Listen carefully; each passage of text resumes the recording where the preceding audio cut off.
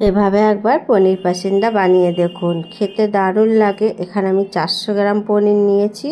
আপনারা চাইলে বাড়িয়ে কমিয়ে পনিরের ভাগটা নিতে পারেন। পনিরটা এবার আমি স্লাইস করে কেটে নেব।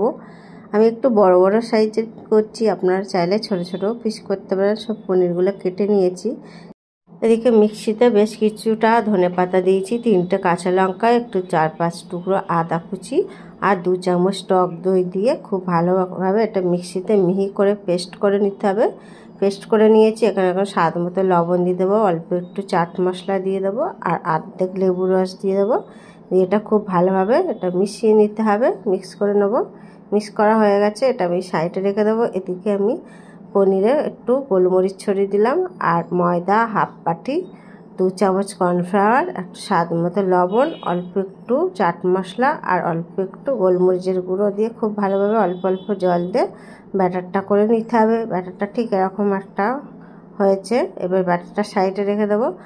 ধনেপাতার মিশ্রণটা পনিরে দিয়ে দেবো, দিয়ে আবার ওর মাঝখানে আরেকটা পনির দিয়ে দেবো, দিয়ে এইভাবেই সব বাকিগুলো বানিয়ে নেবো।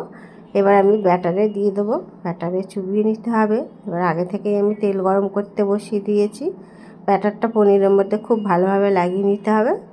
যে এবার গরম তেলে দিয়ে দিতে হবে। প্রথমে তেলের হাই হিটে গরম করে নিতে হবে। আমি এখানে দুটো দুটো করে ভাজছি, উল্টে পাল্টে দেবো খুব ভালোভাবে, যাতে দুদিকটাই খুব ভালোভাবে হয়ে যায়। পনিরটা কিন্তু একেবারে রেডি হয়ে যাচ্ছে। বাকিগুলো একইভাবে ভেজে নেব।